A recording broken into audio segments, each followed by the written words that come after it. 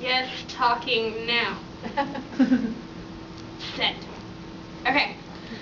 So today I obviously did mine on Facebook because, like most people, I am a Facebook addict, self-acknowledged and so forth. So today, in order to better understand Facebook, I'm going to share the literature review, poke at the methods, post some of the results before finally clicking the like button on some of the discussion. Alright, now first, for anybody that hasn't been living under a rock the last several years, Facebook is huge in our day-to-day interactions. For instance, the actual size of Facebook environment is enough to facilitate its own country, with 800 million users. And more than 50% of those users access Facebook on any given day.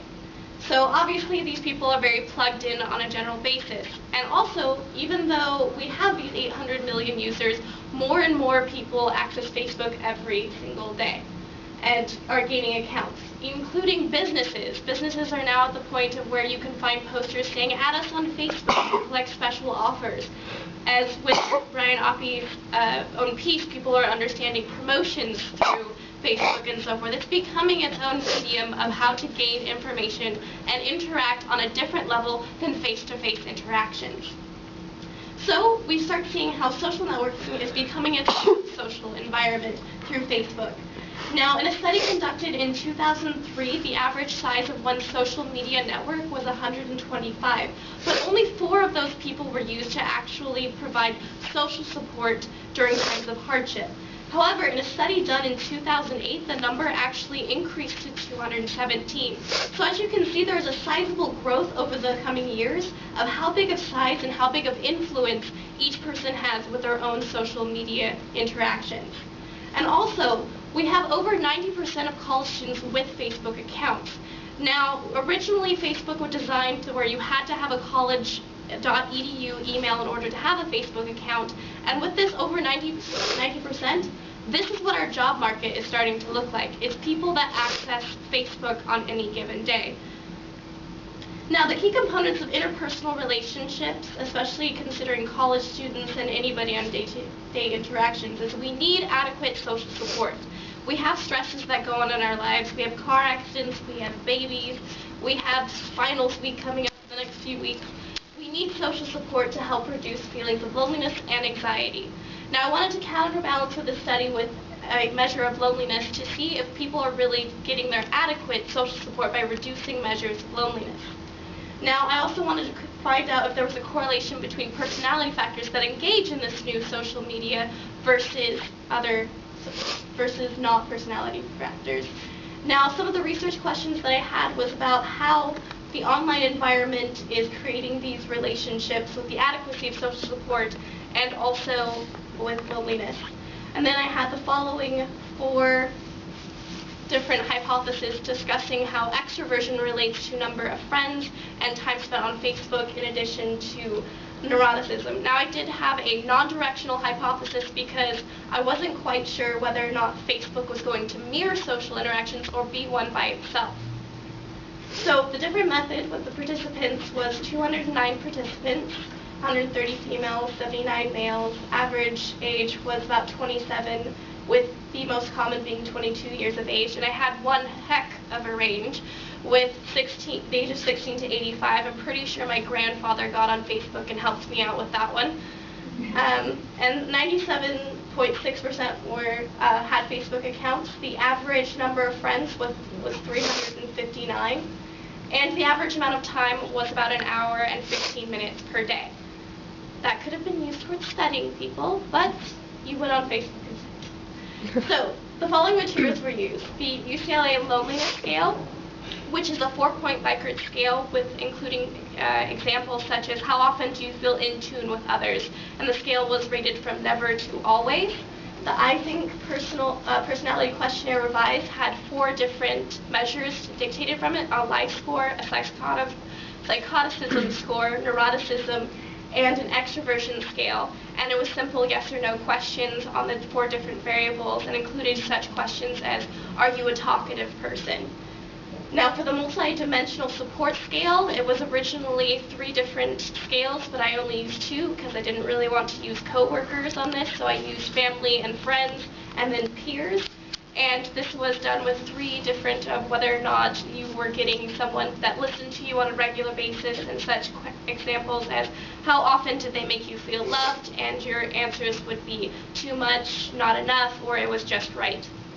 Then I also constructed my own survey because I wanted to see what people were willing to share on Facebook and what they expected from their social interactions.